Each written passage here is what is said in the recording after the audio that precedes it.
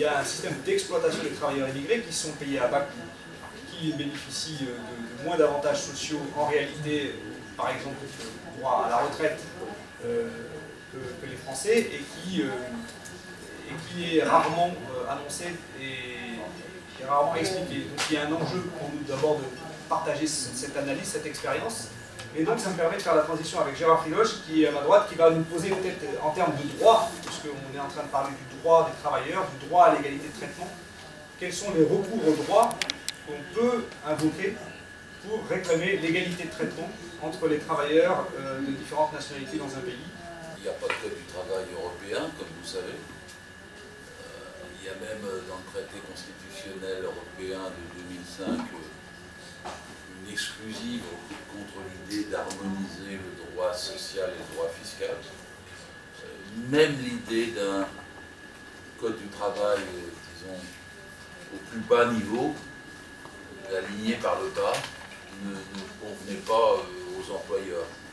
Parce qu'ils avaient peur qu'une fois que ce soit harmonisé, ça facilite les revendications communes dans les différents pays. Depuis le fameux échec de la directive Bolkestein, qui voulait payer les salariés selon les références de leur pays d'origine, il y a eu en gros la directive qui parle des travailleurs détachés. C'est une sorte de compromis bâtard, puisqu'on paye en fait le salaire du pays où le salarié travaille, mais on ne lui paye pas la totalité des cotisations sociales au niveau du pays où il travaille, on les lui paye au niveau de son pays d'origine.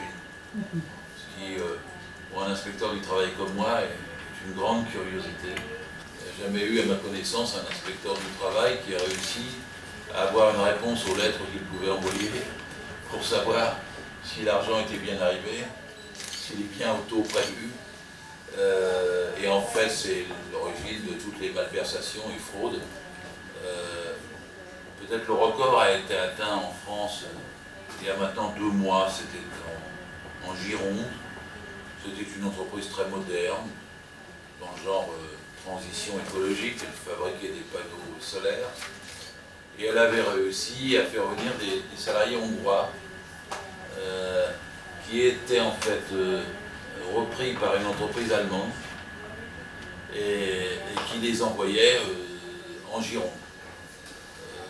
Et en vérité, un contrôle d'opportunité a établi qu'ils touchaient 2,2 € de l'heure, tout compris, en travaillant par ailleurs 7 jours sur 7 sans repos, pour un grand parc de panneaux solaires. Le préfet de la Gironde lui-même s'est indigné et on a recherché, et il y a eu beaucoup d'articles là-dessus, quelle était l'origine.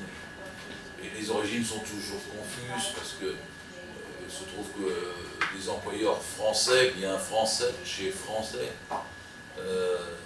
vont chercher des entreprises qui sont domiciliées ailleurs. Et c'est seulement domicile, il y a une adresse. Et ils prennent par ce biais des salariés encore venus d'ailleurs, qui passent par ailleurs. Alors évidemment, les patrons français trouvent cette occasion absolument excellente de faire venir 300 000, 400 000, 450 000, surtout dans le bâtiment, surtout dans l'agriculture, et aussi dans la restauration, de gens auxquels on n'a pas besoin de payer les cotisations sociales aux tarifs français. Moi, je suis partisan d'un SMIC européen. Il a moins d'intérêt pour une entreprise d'aller s'installer en Roumanie si 3 ans plus tard, le SMIC augmente. Et il a moins d'intérêt pour le salarié roumain de s'exiler s'il a la perspective que son SMIC augmente. Donc si vous voulez lutter pour le droit le plus élémentaire à le rapprocher en Europe, c'est cette question du SMIC qui est centrale. Il en existe un quand même, petite lueur. Il existe même un SMIC mondial pour les marins. Il a été négocié en 1994 entre la Fédération des armateurs et la Fédération des transports syndicaux. Oh, à l'époque, il n'était pas très élevé, il était à 700, je crois que c'était 750 $. Mais ça se fut signé par 40 pays à l'époque. Et le SMIC marin, il se trouve que 18 pays européens l'ont signé. Les Français savent que le SMIC français n'est pas arrivé du jour au lendemain. Il y avait d'abord ce qu'on appelait des abattements de zone. C'est-à-dire qu'il n'était pas le même en Bretagne, en Alsace, en Auvergne. Puis après, c'est après mai 68, les abattements de zone ont été supprimés. Il y avait un SMIC agricole, il a été augmenté pour rattraper le SMIC général.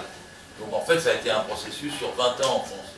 Il y a Sainte qui a un livre dans la main qui s'appelle Vive le Front Populaire. Non, Vive l'entreprise. Vive l'entreprise. M'indique qu'il y a une table à l'extérieur pour vendre et dédicacer. Il y a une table à l'extérieur pour vendre et dédicacer donc, le livre de Gérard Filoche, le dernier livre de Gérard Filoche contre la loi Macron.